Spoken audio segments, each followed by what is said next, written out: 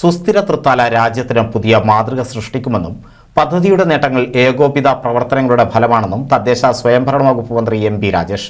സുസ്ഥിര തൃത്താല പദ്ധതിയുടെ ഭാഗമായി സുസ്ഥിരം 2024 നേട്ടങ്ങളുടെ പ്രഖ്യാപനവും ഭാവി പ്രവർത്തന രൂപരേഖ രൂപീകരണ ശില്പശാലയുടെ സമാപന ഉദ്ഘാടനവും നിർവഹിച്ച് സംസാരിക്കുകയായിരുന്നു മന്ത്രി.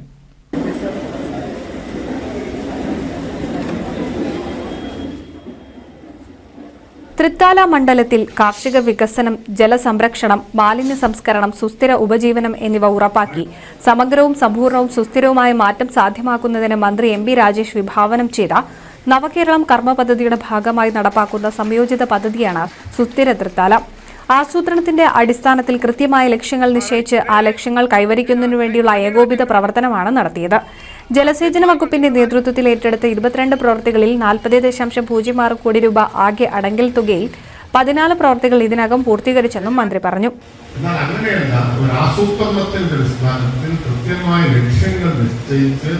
ആ ലക്ഷ്യങ്ങൾ കൈവരിക്കാൻ വേണ്ടി സ്വന്തം വഴി വെട്ടുകയാണ് അതാണ് സുസ്ഥിര തൃത്താല. പോകുന്ന വഴിക്ക് പോട്ടെ എന്ന് തീരുമാനിക്കലില്ല, നടക്കുന്ന കാര്യങ്ങൾ നടക്കട്ടെ എന്ന് നിശ്ചയിക്കലില്ല.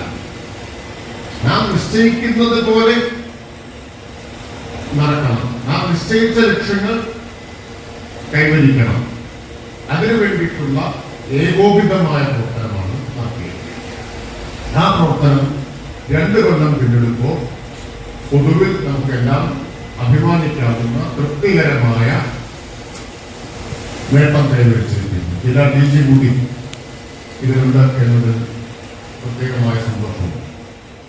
പുതുതായി 54 കാർഷിക കുളങ്ങൾ നിർമ്മിച്ചു, 47 കുളങ്ങൾ നവീകരിച്ചു, 353 കിണർ റീചാർജിംഗ് പൂർത്തിയായി. 2 കോടി രൂപയുടെ മണ്ണ് ജലസംരക്ഷണ പ്രവർത്തനങ്ങൾ നടന്നുവരികയാണെന്നും ഫിഷറീസ് വകുപ്പിന്റെ നേതൃത്വത്തിൽ 76 പൊതുകുളങ്ങളിലായി 77,050 മത്സ്യക്കുഞ്ഞുങ്ങളെ നിക്ഷേപിച്ചിട്ടുണ്ടെന്നും മന്ത്രി കൂട്ടിച്ചേർത്തു. പരിപാടിയിൽ കപ്പൂർ ഗ്രാമപഞ്ചായത്ത് പ്രസിഡന്റ് ഷറഫുദ്ദീൻ കളത്തിൽ, നാഗലശ്ശേരി ഗ്രാമപഞ്ചായത്ത് പ്രസിഡന്റ് VV ബാലചന്ദ്രൻ, ജില്ലാ പഞ്ചായത്ത് അംഗം ഷാനിബ തുടങ്ങി നിരവധി പേർ പങ്കെടുത്തു. NCV news Thrithala. 1000 വിവാഹങ്ങൾക്ക് ഒരേ ഒരു ബ്യൂട്ടി സിൽക്സ്, എടപ്പാൾ, ചാവക്കാട്, തൃപ്രയാർ, പുത്തനത്താണി, പെരിന്തൽമണ്ണ.